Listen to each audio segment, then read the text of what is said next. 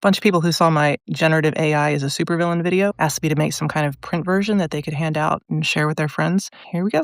I shot a whole video of myself assembling it so you could see how to make your very own zine, and then I realized that I had not pressed the record button, so I recorded it again with a rough copy that I had marked up, but same process. So I'm slowing the video back down here so you can see how I staple this together without having a long arm stapler, but you can just staple it straight down on a piece of cardboard or something soft like a rubber eraser, and then just manually push the staples back down. I just use the nail file to do it here. Super simple. Anyway, here's the finished version. You can see that I redesigned the cover. You are free to reproduce this and distribute it to your heart's content.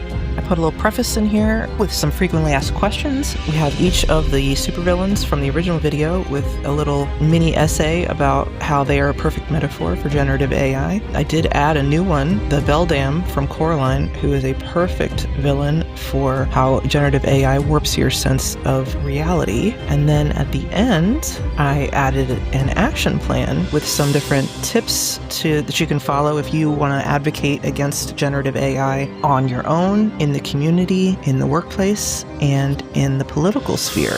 And then down here, I have some pithy little rebuttals for common pro-AI arguments. Then here on the back cover, I have my new favorite slogan, which is "Do not consume in advance." Don't become a consumer of things that you don't understand or don't trust or just feel like are being forced upon you. There's a QR code and a bit.ly link to get to a Dropbox folder that has a PDF of the zine in full color. I also included a version that's in grayscale in case you don't have a color printer. And I also included a black and white ink saver version that uses less ink if you want to print it out that way. And finally, there's a little guide here on how to put your zine together with some tips on how to bind it and make it look nice. I hope you guys find this useful. I hope it's what you had in mind. I'm gonna have to find a way to let everybody know about it without tagging so many people that I get banned for spam or something. But anyways, spread the word, share this with as many people as you like, stick a copy in your local little library, and let's pull the plug on this supervillain.